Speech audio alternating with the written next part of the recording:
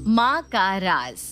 शादी के बाद हर लड़की के कुछ सपने होते हैं, पर शायद निहारिका के सारे सपने टूट चुके थे, क्योंकि ससुराल में आने के बाद उसका खुद का पति ही उसकी इज्जत नहीं कर रहा था। ऐसे ही एक दिन, अनुज, मैंने आपके कपड़े निकाल दिए हैं और इस्त्री करके भी रख दिए हैं, आप यही पहनना। तुम्हें क्या लगता है शादी के बाद तुम मुझे अपनी उंगलियों पर नचाओगी? अब तुम जो बोलोगी वही कपड़े मैं पहनूंगा क्या? देखो, तुम ना मुझे मत सिखाओ कि मुझे कौन से कपड़े ऑफिस पहनकर जाने चाहिए और कौन से नहीं। पर आप ही ने तो बताया था शादी से पहले कि हफ्ते में 3 दिन आपको ऑफिशियल ड्रेस कैरी करनी होती है। वो शादी से पहले बताया था। अब हमारी शादी हो चुकी है, समय गुजर चुका है, ऑफिस के नियम बदल गए हैं और मैं भी। और कुछ? इतना बोलकर अनुज बिना किसी बात के निहारिका पर नाराज होकर वहां से चला जाता है, पर बेचारी निहारिका एक शब्द नहीं कहती। अब खाने के टेबल पर निहारिका उसे खाना निकाल कर देती है, पर अनुज निहारिका का निकाला हुआ खाना भी नहीं खाता और सबके सामने अपनी माँ से कहता है, माँ, मुझे ऑफिस के लिए लेट हो रहा है और आप अपने घर के कामों में व्यस्त है। आपको पता है ना कि मैं सिर्फ आपके हाथों का निकाला हुआ खाना ही खाता हूँ। भैया, माँ भाभी को इसीलिए लेकर आई है ताकि आपकी और इस घर की जिम्मेदारी भाभी संभाले। आपका बस चले तो आप सारी जिंदगी माँ से ही काम करवाओगे। भाभी ने निकाल कर दिया है ना खाना, क्यों नहीं खा सकती? देख रही हो माँ, इसकी जुबान कितनी ज्यादा चल रही है। मेरी शादी से पहले आपको इसकी शादी करवा देनी चाहिए थी। अरे बस करो, तुम दोनों सुबह सुबह लड़ना शुरू कर देते हो और तेरे नखरे तो मेरी समझ में ही नहीं आते। रुक जा, निकाल रही हूँ खाना, पता नहीं कब बहू के हाथ से खाएगा। अरे सारी जिंदगी मैं तेरी सेवा नहीं करने वाली, आखिर तेरी शादी क्यों करवाई हमने? अब आशा सुबह सुबह अनुज को ज्ञान देने लगती है। अनुज का गुस्सा धीरे धीरे बढ़ता जा रहा था और वो बिना कुछ खाए खाने पर सूट जाता है और चुपचाप ऑफिस चला जाता है। अनुज का ये रवैया देखकर सभी घर वाले बड़े हैरान होते हैं और आशा निहारिका से कहती है, अब इस लड़के को क्या हो गया सुबह सुबह? इसका तो मुझे समझ में ही नहीं आता। निहारिका बहू, तुम दोनों के बीच में सब ठीक तो है ना? कोई लड़ाई वड़ाई तो नहीं हुई? नहीं माँ जी, हमारे बीच कोई लड़ाई नहीं हुई, सब ठीक है, पर पता नहीं क्यों आज सुबह से ये कुछ परेशान है। अगर भैया परेशान है भाभी, तो भैया का ख्याल रखो ना, जानने की कोशिश करो आखिर भैया क्यों परेशान है। बहुत बोलती है नीति, तू जा अपने कमरे में जा। और बहू, नीति वैसे बिल्कुल सही कह रही है। अब तेरी जिम्मेदारी है अपने पति को खुश रखने की।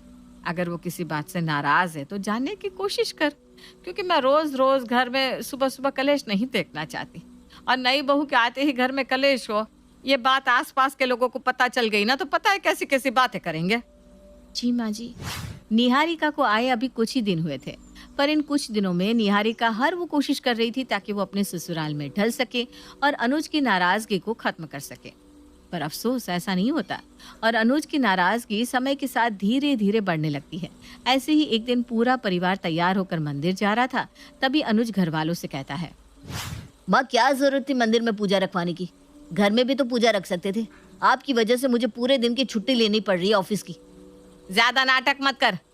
हमारे में रिवाज है, घर में जब भी बेटे की शादी होती है तो उसकी शादी के कुछ दिनों बाद मंदिर में जाकर कुल देवता की पूजा की जाती है और इस पूजा में पूरा परिवार बैठता है। तुझे और बहू को भी बैठना है। माँ, मैं इस पूजा में नहीं बैठ पाऊंगा, क्योंकि अभी अभी मेरे ऑफिस से फोन आया है, मुझे बॉस ने बुलाया है। मैं हाफ डे में ऑफिस जा रहा हूँ। आप लोग मंदिर के लिए निकले, मैं पीछे से आ रहा हूँ। सिर्फ 5 मिनट के लिए पूजा में रहूंगा और उसके बाद ऑफिस जाऊंगा। अनुज जी, पर आपके बॉस ने तो आपको पूरी छुट्टी दी थी, आपने ही पूरी छुट्टी लेने से मना कर दिया। तुम बहुत नजर रखने लगी हो मुझ पर। हाँ, मैंने खुद मना किया छुट्टी से, क्योंकि मुझे तुम्हारे साथ पूजा में बैठना ही नहीं है। और कुछ सुना है किसी को? इतना बोलकर अनुज गुस्से में वहां से चला जाता है और पूरा परिवार मंदिर के लिए चला जाता है। बिना अनुज की मौजूदगी में पूरी पूजा खत्म हो जाती है और पूरा परिवार घर वापस आ जाता है, पर अनुज घर पर नहीं होता। अपने बेटे की बेरुखी देखकर अब आशा अपनी बहू को ताने देती है, जब से तेरे साथ मेरे बेटे की शादी हुई है, इसका तो रवैया ही बदल गया है। जरूर तेरे घर वालों ने कुछ कहा होगा मेरे बेटे को। नहीं माँ जी, मैं सच कह रही हूँ, मेरे घर वालों ने उनसे कुछ नहीं कहा, पर शायद हमसे ही कोई गलती हो गई है, तभी वो इतने नाराज है। देख बहू, मैं कुछ नहीं जानती, मुझे मेरे घर में शांति चाहिए। कुछ भी करके मेरे बेटे की नाराजगी खत्म कर। आशा अपने बेटे को कुछ ना बोलकर उल्टा निहारिका को ही खरी खोटी सुनाकर चली जाती है। समय यूं ही बीतता है, पर बेचारी निहारिका अनुज की नाराजगी खत्म नहीं कर पाती। और अब तो अनुज की नाराजगी इतनी ज्यादा बढ़ जाती है कि वो निहारिका के साथ उठना बैठना यहाँ तक कि उसके साथ सोना भी बंद कर देता है। ऐसी ही एक रात अनुज अपना बिस्तर लेकर कमरे से बाहर जाने लगता है। इस पर निहारिका अनुज से कहती है, अनुज जी, आप बिस्तर लेकर बाहर क्यों जा रहे हैं? सभी घर वालों को पता है कि हम दोनों के बीच कुछ ठीक नहीं चल रहा। अगर आप इस तरह से कमरे से बाहर सोएंगे तो सबको लगेगा कि मैंने ही कुछ किया है।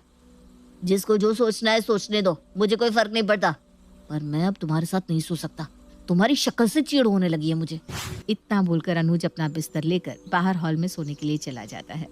अनुज निहारिका पर जरा भी ध्यान नहीं देता था। उसको जरा भी फर्क नहीं पड़ता था कि निहारिका के दिल पर क्या बीत रही है। पर कहीं ना कहीं अब आशा को अपनी गलती का एहसास होने लगता है। वो देखती है कि उसकी बहू और बेटे के बीच की दरार बढ़ती जा रही है, जिसके बाद वो अपना राज और नहीं छुपा पाती। और एक दिन जब छोटी सी गलती पर अनुज निहारिका पर हाथ उठाने लगता है तो आशा अपने बेटे का हाथ पकड़ लेती है। अनुज बेटा, तू ये सही नहीं कर रहा है। निहारिका बहू की कोई गलती नहीं है, तुझे कुछ नहीं पता। माँ, मुझे कुछ नहीं पता। आपने इसे सर पर चढ़ा रखा है और इसके घर वाले आपकी जरा भी कदर नहीं करते। वो तो अच्छा हुआ जो उस दिन मैंने इसके घर वालों की बातें सुन ली। कितना बुरा बोल रहे थे वो लोग आपके बारे में, आपको पता है? नहीं बेटा, शादी के बाद बुरा तेरे ससुराल वालों ने हमसे नहीं, बल्कि हमने तेरे ससुराल वालों से कहा। शादी से पहले हमने दहेज के लिए साफ साफ मना कर दिया था, पर शादी के बाद जब बहू की विदाई हुई तो हमने दहेज की डिमांड रखी। और जब तेरे ससुराल वालों ने दहेज देने से मना कर दिया तो हमने उन्हें दहेज के लिए ताने दिए, खरी खोटी सुनाई। और उस दिन मैंने तुझे जो बताया वो सब झूठ कहा था, ताकि ये किस्सा वहीं पर खत्म हो जाए।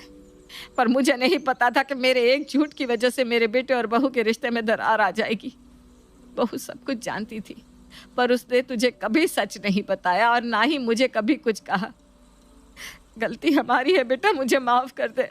माँ, आपने मुझसे झूठ कहा और इतना बड़ा राज छुपाया। अब जानती है, इस सच को जानने के बाद मैं खुद से नजरें नहीं मिला पा रहा हूँ। और आपको माफी मुझसे नहीं, मेरे ससुराल वालों से मांगनी चाहिए। आप लोगों को मेरे घर वालों से माफ़ी मांगने की कोई ज़रूरत नहीं है। उन्होंने तो पहले ही आप सबको माफ़ कर दिया है। नहीं निहारिका, हमने एक गलती की है। उन्होंने हमें भले ही माफ़ कर दिया हो, पर फिर भी हम उनके पास जाकर माफ़ी मांगेंगे। और सबसे पहले तो तुम मुझे माफ़ कर दो। मैंने तुम्हारे साथ बहुत गलत किया है। हाँ बहू, अनुज बिल्कुल सही कह रहा है। अनुज बेटा, हम आज ही तेरे ससुराल जाकर तेरे ससुराल वालों से माफ़ी मांगेंगे, और जब तक वो हमें माफ़ नहीं कर देते हम वहाँ से कहीं नहीं जाएंगे। आज आशा और अनुज को अपनी गलती का एहसास होता है और वो लोग अपनी इस गलती की माफ़ी मांगने के लिए अनुज के ससुराल जाते हैं, जहाँ वो अनुज के ससुराल वालों से हाथ जोड़कर अपनी गलती की माफ़ी मांगते हैं। बहन जी, मुझे मेरी गलती के लिए माफ़ कर दीजिए, क्योंकि उस दिन दहेज मांग कर ना मैंने अपना ईमान गिराया था, बल्कि आप लोगों का अपमान भी किया था। और तो और अपने हाथों से अपने बहू और बेटे की खुशियों का गला घोट दिया था। नहीं नहीं आशा बहन, ऐसा मत कहो। अगर आपने हमें नीचा दिखाने की कोशिश की थी तो हम भी तो पीछे नहीं हटे थे। आखिर हम लड़की वाले हैं, हमें सोचना चाहिए कि लड़के वाले दहेज मांगे या ना मांगे, पर हमें तो दहेज देना चाहिए। पर सच बताओ, हम गरीब लोग हैं, आपको दहेज नहीं दे सके और ना ही दे पाएंगे। माँ, एक माँ बाप अपनी बेटी किसी और के हाथों में सौंपते हैं। इससे बढ़कर कोई और दहेज भी है क्या? मुझे दहेज कभी नहीं चाहिए। और मेरी माँ ने उस दिन आपसे जो भी कहा उसके लिए मुझे माफ़ कर दीजिए। मुझे नहीं पता था कि गलती मेरे घर वालों की है। मेरी माँ ने मुझसे ये राज छुपा के रखा और मुझसे झूठ कहा। इसलिए अपनी गलतियों के लिए यहाँ हम आपसे हाथ जोड़कर माफ़ी मांगने आए हैं, क्योंकि बिना पूरा सच जाने मैंने भी निहारिका को बहुत परेशान किया। आपने विश्वास करके अपनी बेटी का हाथ मेरे हाथ में दिया और मैंने आपका विश्वास तोड़ दिया। दामाद जी, माफ़ी मांगकर हमें छोटा मत कीजिए। और वैसे भी सुबह का भूला अगर शाम को घर आ जाए तो उसे भूला नहीं कहते। इस तरह से अनुज के ससुराल वाले भी उन्हें